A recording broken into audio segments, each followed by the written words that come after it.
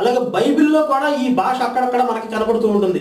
ప్రవక్తలు మాట్లాడిన మాటల్లో కానీ, యేసు మాట్లాడిన మాటల్లో కానీ, బైబిల్ దేవుడు మాట్లాడిన మాటల్లో కానీ మార్మిక భాష అనేది ఎక్కువగా ఉపయోగించబడింది బైబిల్లో. ఈ విషయాన్ని అందరూ గమనించాలి. బైబిల్పై లోతైన అధ్యయనంతో పాటు ఆనాటి సామాజిక కాలమాన పరిస్థితులపై కూడా కొంత అవగాహన ఉంటే తప్ప వాటిని విశదీకరించడం సాధ్యం కాదు. బైబిల్ మీద పూర్తిగా పట్టుండాలి. అలాగే ఆనాటి సమాజం పట్ల కూడా కొద్దిగా అవగాహన కలిగి ఉండాలి. ఆనాటి కాలమాన పరిస్థితులపై, స్థితిగతులపై, వారికి ఉన్నటువంటి నాగరికత అనే విషయాల మీద కొద్దిగా అవగాహన ఉంటే తప్ప ఆ మార్మికంగా ఉన్నటువంటి విషయాలను విశదీకరించడం సాధ్యం కాదు.